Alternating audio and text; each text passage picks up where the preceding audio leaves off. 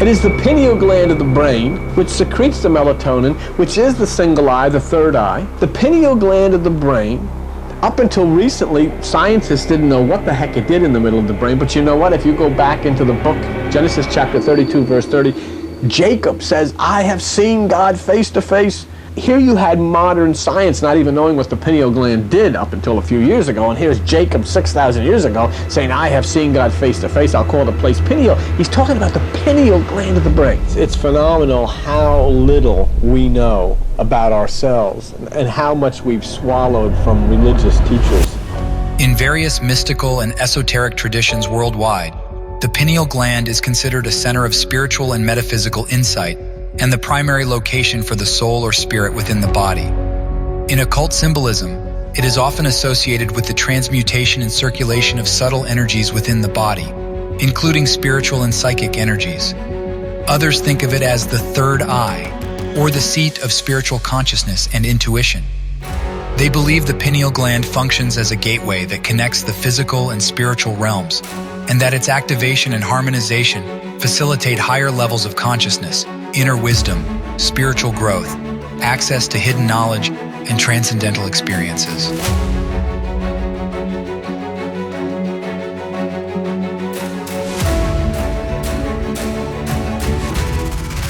Modern science approaches the pineal gland exclusively as our endocrine and energy center, responsible for regulating hormone production and influencing various physiological processes in the body. And while that is true, there may be more to it, especially when we further investigate ancient traditions and their mysterious representations. A particularly intriguing line of thought is the occult pine cone symbolism. Throughout history, the pine cone, as a representation of the pineal gland, has held great reverence and served as a potent symbol in numerous cultures worldwide.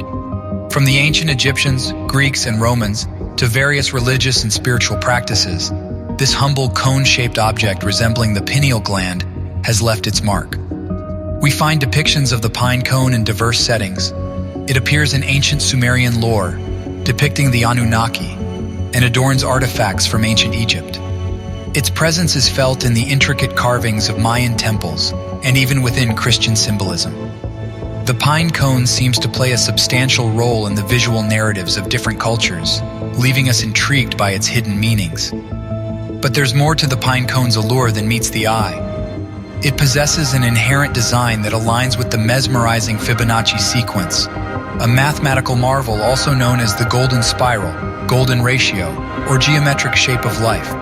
This sequence appears abundantly in the natural world, manifesting in various forms such as the arrangement of pine cone scales, the spiraling patterns of sunflowers, the structure of hurricanes, the cosmic dance of galaxies, and even the graceful undulations of ocean waves. Going back to the approach of modern science, the pineal gland is directly correlated to the fascinating world of sleep, its crucial timing, and the reasons behind it.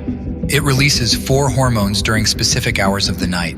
From 10 p.m. to 3 a.m., during winter months, the pineal gland is particularly active. The moon and tides play a significant role in this process. Light and darkness signals are transmitted through the optic nerve to a control center in the brain, where your body clock resides. This body clock communicates with the pineal gland, resulting in the release of these hormones. Let's explore these hormones.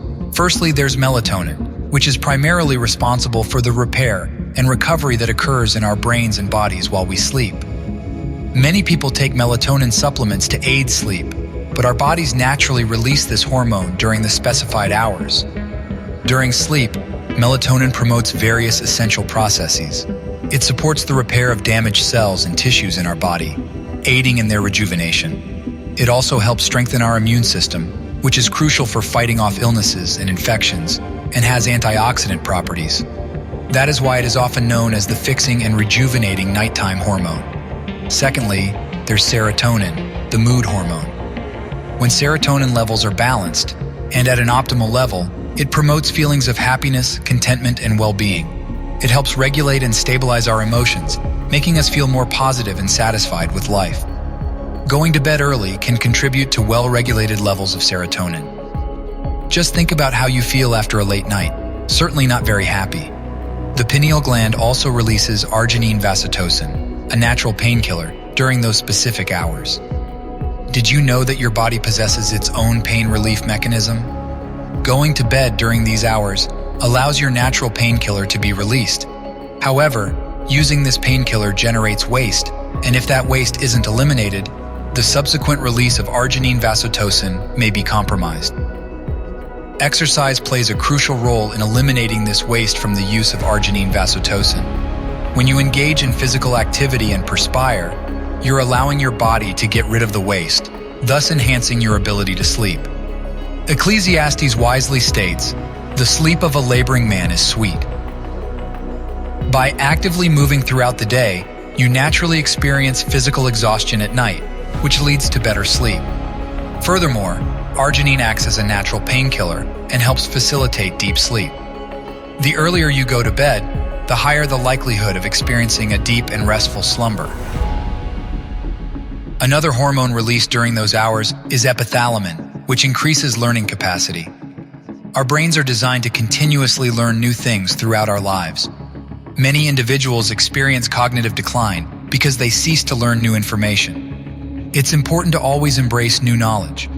To fully comprehend and retain the information we learn, it's essential to go to bed early. Epithalamin enhances learning capacity and slows down the aging process. These are the hormones released each night during those specific hours. However, there's more to the equation. In his book, Why We Sleep, Dr. Matthew Walker cites fascinating research that began in the 1950s using rats as test subjects. Rats share numerous similarities with humans, including their digestive system, and have a lifespan of approximately 2 years. This allowed researchers to observe what would occur in a human over an 80-year span, compared to a rat over 2 years. The research revealed periods during the night when the eyelids were closed, but the eyes remained active and moving. In contrast, other periods featured still eyes. By attaching electrodes to the brain and eyes, scientists discovered that when the eyes were active, the brain was also active. And when the eyes were still, the brain was more tranquil.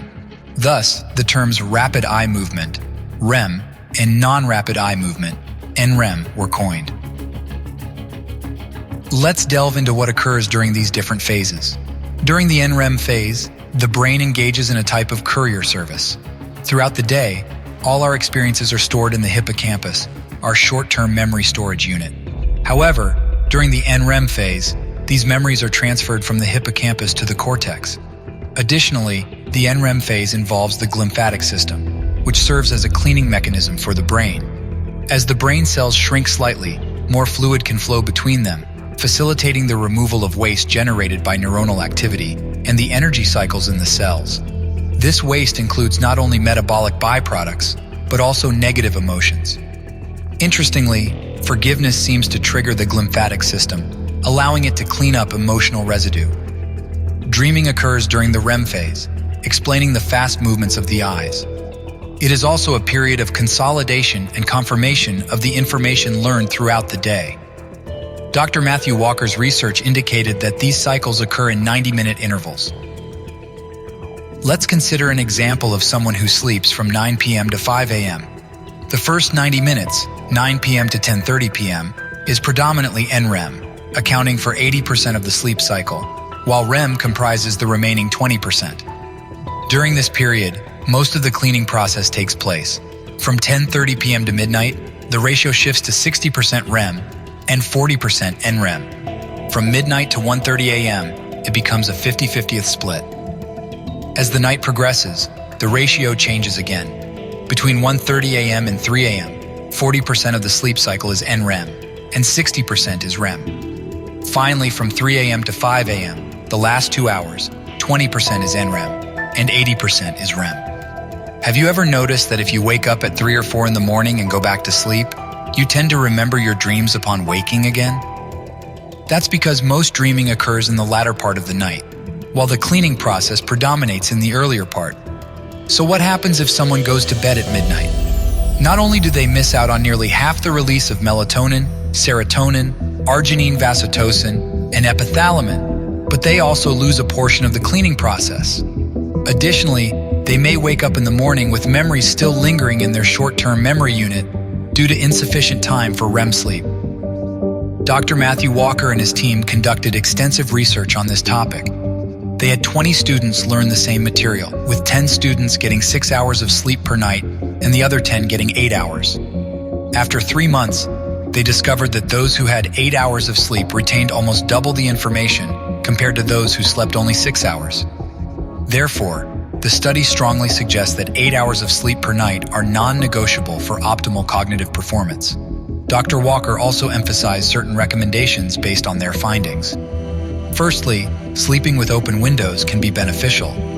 Secondly, exposing oneself to sunlight daily helps reset the circadian rhythm, also known as the body clock. Light and dark signals perceived by the eyes through the optic nerve affect the body clock, and sunlight aids in resetting it. It is worth noting that up to 80% of people with depression experience circadian rhythm disturbances, suggesting a potential correlation. Avoiding staying up very late, watching late-night movies, or engaging in computer activities can help preserve the natural sleep cycle and not miss out on the restorative benefits of early morning sunlight. Dr. Walker also highlighted the dangers of caffeine and refined sugar. Students who consume coffee late at night in an attempt to study often experience decreased retention. Those who avoid stimulants and prioritize early bedtimes retain significantly more information. The difference is substantial. Thus, getting 8 hours of sleep per night is crucial for optimal cognitive function. Overall, the world of sleep is a complex and fascinating realm, with various hormonal and physiological processes contributing to our well-being, memory consolidation, emotional regulation, and overall cognitive performance. Prioritizing sleep and understanding its intricacies can greatly enhance our physical and mental health. If you seek truths and want to go deeper into the mystical powers of the pineal gland, you need to understand the meaning of the sacred secretion, and we talk precisely about that in this next video.